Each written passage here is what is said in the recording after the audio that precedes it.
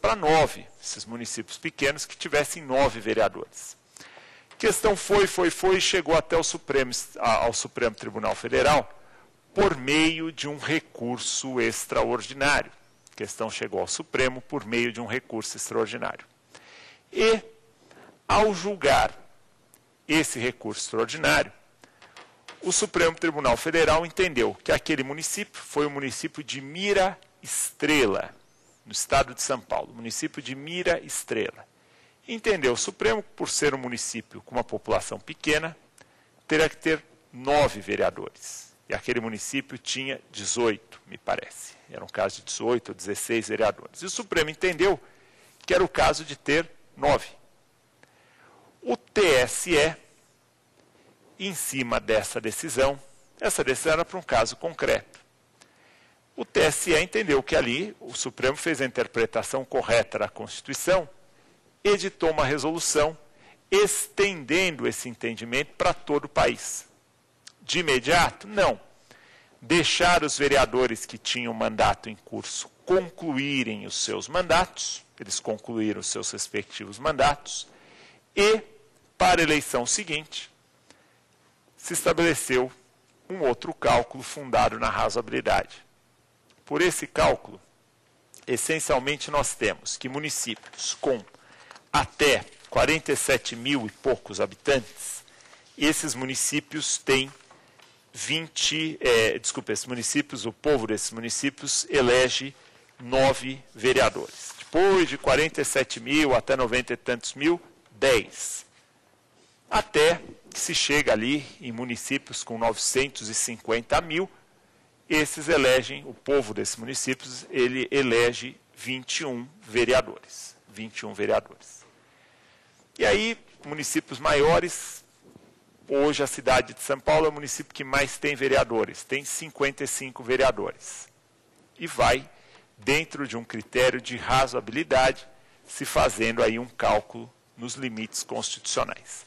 Essa é a situação hoje pertinente ao número de vereadores. Muito bem. Então, estamos vendo aqui o preenchimento dessas vagas. Agora, como é que se dá o registro dos candidatos? Como se faz o registro de uma candidatura e quem é que escolhe o candidato? Aqui uma pergunta aos colegas. Quem é que escolhe o candidato de um partido? Como é feito? Convenção. A escolha do candidato se dá por meio de convenções. Como é que funciona isso? Vejam, existem os candidatos a candidatos. Aquelas pessoas que estão filiadas a um partido há mais de um ano podem se habilitar, pode apresentar seu nome à convenção. Tem a campanha do candidato a candidato. Apresenta o nome à convenção do partido. Nessa convenção, o partido, entre os dias 5 e 30 de junho de cada ano, entre 10 e 30 de junho, 30/6 do ano da eleição, de cada ano de eleição, o partido vai escolher em convenção os seus candidatos. Então, essas convenções se dão entre 10 e 30 de junho do ano da eleição. 10 e 30 de junho do ano da eleição. Não há mais, fica o registro, os candidatos natos. O que era o candidato nato? Anteriormente, isso foi declarado inconstitucional pelo Supremo, foi aprovada uma lei. Claro, a lei foi aprovada por quem já tinha mandato, estava votando. No sentido de que aqueles que já têm mandato são candidatos naturais. Tinham a candidatura garantida, não precisariam se submeter às convenções. Essa história de candidato nato foi derrubada pelo Supremo Tribunal Federal numa ADIM 2530. ADIM 2530. A partir de lá, 2002, o Supremo derrubou os candidatos natos. Hoje, o cidadão, ainda que tenha mandato, tem que passar pela convenção. De 10 a 30 de junho, as convenções. Quantos candidatos cada partido pode lançar? quantos candidatos cada partido pode lançar. Aqui nós temos uma regra geral e uma regra específica. O que eu vou falar agora vale para qualquer eleição de vereador, qualquer eleição de vereador, e vale também para aquelas unidades da federação cuja população elege mais de 20 deputados federais. Então, a regra que eu vou falar agora, que é tida como regra geral, porque vale para qualquer eleição de vereador, vale também para aquelas regiões, seja para deputado estadual, deputado federal, para aquelas regiões, para aquelas unidades da federação cuja população elege mais de 20 deputados. Como é que funciona? Nesses casos, eleição para vereador e estados maiores, cada partido pode lançar como candidato a vereador ou como candidato a deputado estadual ou deputado federal até 150% do número de vagas. Até 150% do número de vagas. Então vamos imaginar aqui o caso do Paraná. No Paraná, o povo do Paraná elege 30 deputados federais. Então está acima de 20, cai nessa regra geral. Regra geral, repito, vale para qualquer eleição de vereador do Brasil inteiro e também para aquelas unidades da federação cuja população elege mais de 20 deputados federais. Paraná, população elege, povo do Paraná, elege 30 deputados federais. Quantos candidatos a deputado federal cada partido pode lançar? 150%. 150% aqui significa que cada partido pode lançar 45 candidatos. 45 candidatos a deputado federal. Cada partido pode lançar 45 candidatos. Se houver uma coligação, 2, 3, 4, 5 partidos coligados para essa eleição de deputado, quantos candidatos cada partido pode lançar? A coligação, nessa hipótese, pode lançar até o dobro do número de vagas. Vale dizer, a coligação no Paraná pode lançar até 60 candidatos a deputado federal, no nosso exemplo. Até 60 candidatos a deputado federal. O dobro. Ainda que tenha 5 partidos, ainda que tenha 5 partidos. Pode lançar até 60 candidatos. Se estivéssemos diante de eleição em uma unidade da federação que elege até 20 deputados federais, uma unidade da federação que elege até 20 deputados federais. Vamos imaginar aqui uma unidade da federação como Espírito Santo, que elege 10 deputados federais. Espírito Santo elege 10 deputados federais. Quantos candidatos a deputado federal cada partido do Espírito Santo pode lançar? No caso desses estados menores, estados cuja população elege até 20 deputados federais, nós temos o seguinte: cada partido pode lançar até o dobro. Então, no caso do Espírito Santo, que são 10, cada partido pode lançar 20 candidatos. E, se houver coligação, 2, 3, 4, 5 partidos, quantos forem, mais 50%.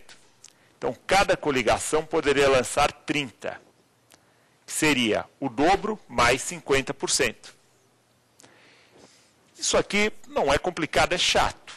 São regras específicas da própria legislação eleitoral que estabelecem aqui essas médias. Mas, essencialmente, o que se tem, e estamos aqui no artigo 6º da Lei 9.504 de 97, é essa situação.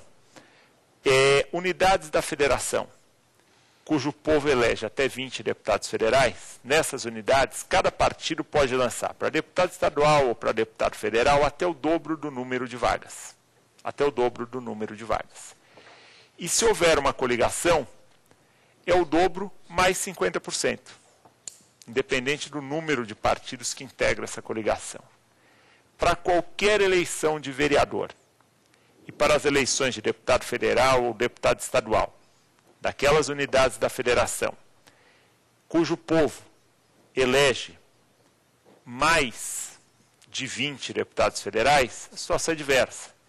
Cada partido pode lançar até 150% do número de vagas.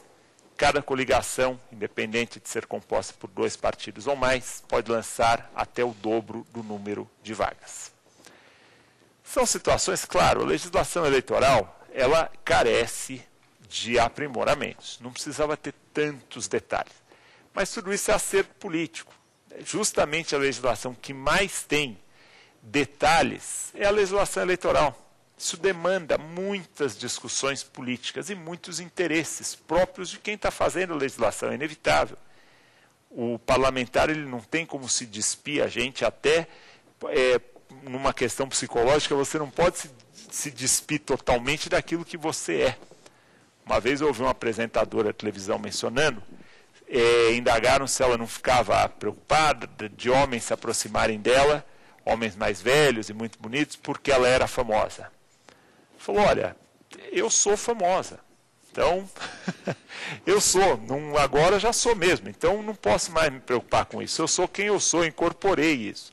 O candidato que é parlamentar, enfim, quando ele está elaborando uma lei, queira ou não, isso gera influência. E fica cheio de regras de composições políticas, acertos até num sentido aberto, porque está na lei. Bem, então estamos diante desses registros. Uma outra questão. Um partido pode lançar 100% de candidatos homens ou 100% de candidatas mulheres? Ou não? Não. A lei impõe que pelo menos 30% seja reservado para o outro sexo. Você não pode ter 100% de candidatos de um mesmo sexo. O que se quis fazer aqui, na verdade, foi estimular a participação feminina no corpo eleitoral. A participação das mulheres sempre foi muito tímida. E, com isso, se buscou forçar os partidos a incentivar que mulheres sejam candidatas. Então, partido nenhum pode ter mais do que 70% de candidatos de um mesmo sexo. Ah, mas não tinha gente suficiente na convenção para ter 30% do outro sexo. Fica sem o candidato. Podia lançar 100, vai lançar 80, 90. Não vai conseguir lançar os 100 candidatos.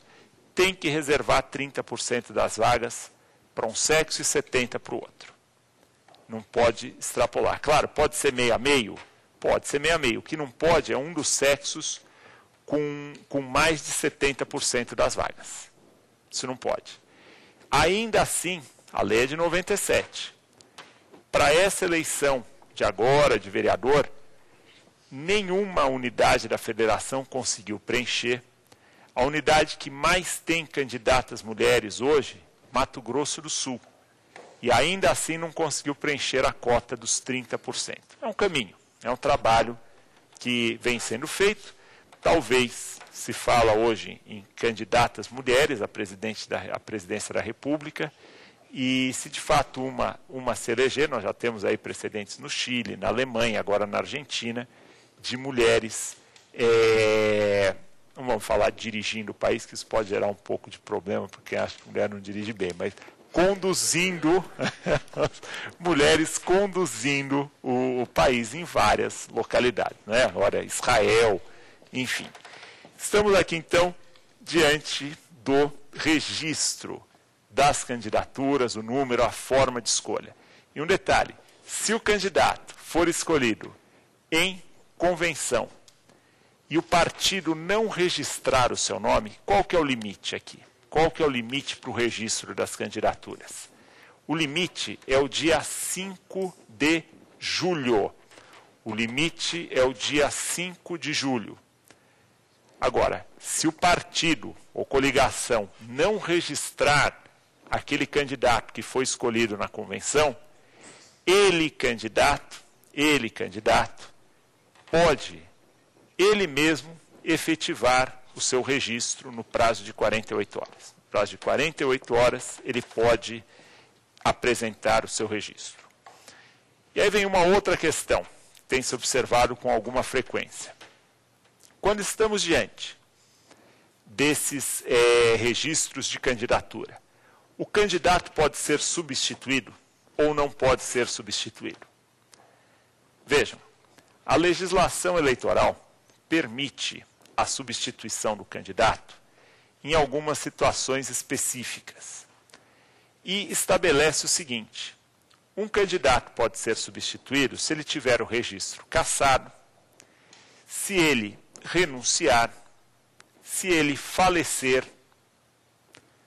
Nessas hipóteses, renúncia, falecimento, cassação do registro, o partido tem o prazo de 10 dias a contar do fato que justifica a substituição. O partido tem o prazo de 10 dias para substituir o seu candidato. Aí, a pergunta que fica aqui para os colegas: quem foi que entrou recentemente numa campanha para senador, já no curso das eleições? O candidato era um, o candidato renunciou e outro foi registrado pelo partido. Colegas, se lembra? O ex-presidente Collor, agora senador por Alagoas, ele não era o candidato.